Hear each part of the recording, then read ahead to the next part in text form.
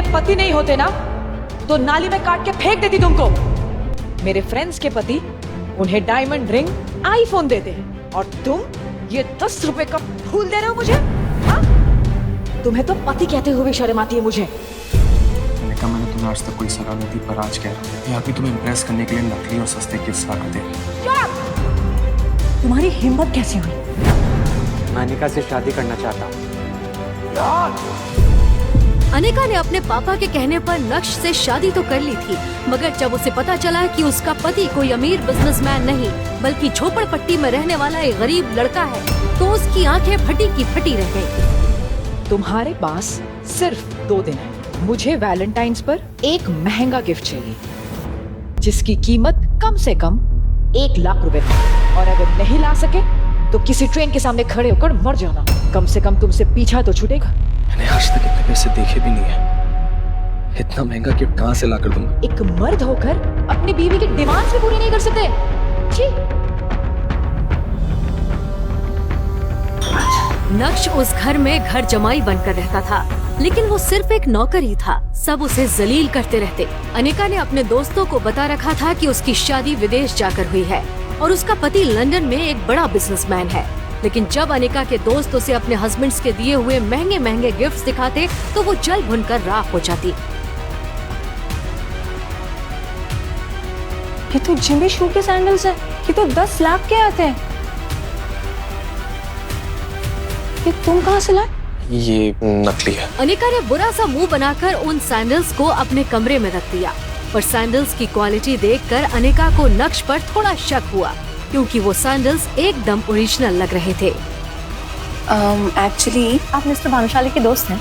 Mister Bhanushali मतलब Bhanushali industries के मालिक? मैम, आपके हाथ में ये जो बैग है ना, ये जिमी सैंडल का बैग है। इसकी कटिंग, इसका डिजाइन, इसका लोगो नकली बनाना इम्पॉसिबल है। ये इंडिया में कल दूसरा पीस ही बिका है। तभी अनिका जल्दी रेडी होकर घर के हॉल में आ गई और गुस्से से चिल्लाने लगी। मम्मी, नक्श कहाँ है? ये आदमी ना हमेशा काम के समय गायब हो जाता है। नक्श, कहाँ थे तुम? मैं आज तुमको आखिरी मौका दे रही हूँ। मेरे साथ ऑफिस चलो और वहाँ कुछ काम करो। हाय विहान। यार अनिका, कहाँ रह गई थी तुम? पता है 1 घंटे से तुम्हारा इंतजार कर रहा हूँ। कुछ लोगों के कारण घर से निकलने में देर हो जाती है। अब इसमें सॉरी की क्या बात है? खैर, ये देखो अनिका, भव्य साची का लहंगा तुम्हारे लिए लाया हूँ। ये वही लहंगा है जो दीपिका ने अपनी शादी में पहना। तुम्हें अपनी फ्रेंड की वेडिंग पे जाना था ना, अब तुम ये वहीं पहनना। वाह विहान, ये तुम मेरे लिए लाए हो? हाँ, ये बहुत सुंदर है। Thank you so much for your gift. इसमें थैंक यू की क्या बात है? तुम्हारे सामने ये कुछ भी नहीं। मुझे बिल्कुल यही लहंगा चाहिए था। विहान अनिका को इम्प्रेस करने की पूरी कोशिश कर रहा था। अनिका, ये लहंगा नकली है। क्या? ये ओरिजिनल की कॉपी है। ये क्या बक रहे हो तुम? और तुम्हारी हालत देख के तो लगता है कि तुम्हारे पास शर्ट खरीदने के पैसे नहीं है। अभी भव्य साची का नाम भी सुना है और इसे नकली बता रहे हो। इसका फैब्रिक भी अलग है और डिजाइन भी अलग। दूसरी बात, इसमें भव्य साची की जो स्पेलिंग है, पहला लेटर कैपिटल में, असली लहंगे में सब स्मॉल में होते हैं। इस तरह के नकली लहंगे शहर में 5-5 हजार के बिकते हैं। अनिका, मैंने तुम्हें आज तक कोई सलाह नहीं दी, पर आज कह रहा हूँ, ये आदमी तुम्हें इम्प्रेस करने के लिए नकली और सस्ते गिफ्ट्स ला कर दे रहे हैं। ऐसे आदमी से तुम्हें बात भी नहीं करनी चाहिए। अपने दिल की बात अनिका के सामने रखने के बाद नक्श ने अनिका के जवाब का इंतजार भी नहीं किया और उसके कैबिन से बाहर निकल गया। नक्श का ये रूप देखकर अनिका चौंक गई थी। आज पहली बार अनिका के मन में ये सवाल उठा था, क्या नक्श को खुद से दूर रखकर मैंने कोई गलती तो नहीं कर दी? ये क्या सोच रही हूँ मैं? विहान मेरा बिजनेस पार्टनर है, अमीर है, सक्सेसफुल बिजनेसमैन है, हमारे कंपनी का मेन इन्वेस्टर। नक्श की इस हरकत की वजह से अगर विहान मेरी कंपनी से बैकआउट कर गया तो क्या होगा? नक्श की वजह से मैं मेरी इतने सालों की मेहनत को जाने नहीं दे सकती। ऐसा सोचकर अनिका को नक्श पर और गुस्सा आने लगा। नक्श,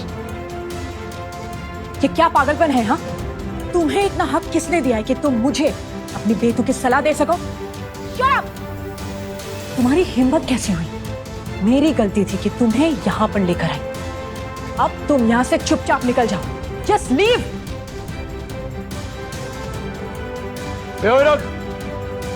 जाता कहाँ है? सुनना ही नहीं देता क्या?